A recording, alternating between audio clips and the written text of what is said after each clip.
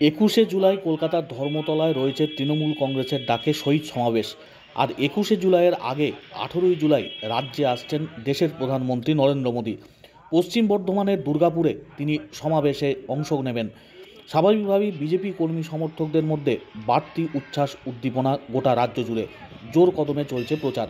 রাজ্যের বিভিন্ন প্রান্ত থেকে যেমন বিজেপির কর্মী সমর্থকরা প্রধানমন্ত্রীর সেই জনসভায় যোগ দেবেন, তার পাশাপাশি দুই বর্ধমান জেলাতে বাড়তি উচ্ছ্বাস বিজেপি শিবিরে জোর কদমে চলছে প্রচার। বিজেপির শীর্ষকর্তারা বিভিন্ন জায়গায় প্রচার করছেন সমাবেশকে সফল করবার আহ্বান জানিয়ে, তার পাশাপাশি সর্বস্তরের মানুষজন যাতে প্রধানমন্ত্রীর সভায় যোগ দেন সেই আমন্ত্রণপত্র তুলে দিচ্ছেন বিভিন্ন জায়গায় দলীয় কার্যকর্তারা।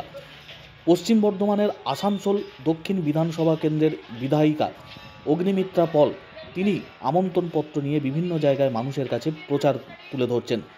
আসানসোল রেল স্টেশন সহ অন্যান্য নানা এলাকায় এমনকি ট্রেন কামরায় ঘুরে ঘুরে আমন্ত্রণপত্র তুলে দিচ্ছেন বিধায়িকা অগ্নিমিত্রা পাল। 18ই জুলাই রাজ্যে আসছেন প্রধানমন্ত্রী নরেন্দ্র মোদী। সেই সভা থেকে প্রধানমন্ত্রী কী বার্তা দেন তার দিকেই তাকিয়ে রয়েছেন বিজেপির কর্মী সমর্থকরা। রাজ্যের বিজেপি কর্মী সমর্থকদের মধ্যে উচ্ছ্বাস উদ্দীপনা।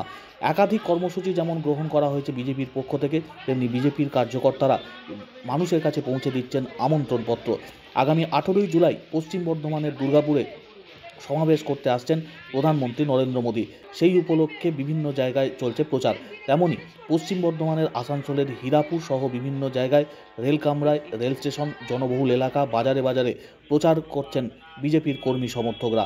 জনসভাকে সফল করতে তৎপর রাজ্যের গেরুয়া শিবির। আজকে আমার আসানসোল দক্ষিণ বিধানসভায় আমরা রাস্তায় নেমেছি মানুষকে এই আমন্ত্রণপত্র দেওয়ার জন্য। অত্যন্ত আনন্দের সঙ্গে জানাচ্ছি মাননীয় প্রধানমন্ত্রী নরেন্দ্র মোদীজি দুর্গাপুরের নেহেরু স্টেডিয়ামে 18 তারিখ দুপুর 1টার সময় আসছেন এবং সমস্ত আসানসোলের মানুষ এবং আশেপাশের জেলার সমস্ত মানুষকে আমন্ত্রণ জানাই, আসুন মাননীয় প্রধানমন্ত্রীর কথা শুনুন এবং সামনে যে বিরাট বড় কাজ এই দুর্নীতিগ্রস্ত মমতা ব্যানার্জি সরকারকে উৎখাত করার, সেটা আমরা কিভাবে করব কাজ, আসুন তার কথা শুনে আমরা কাজে নামি, যুদ্ধে নামি।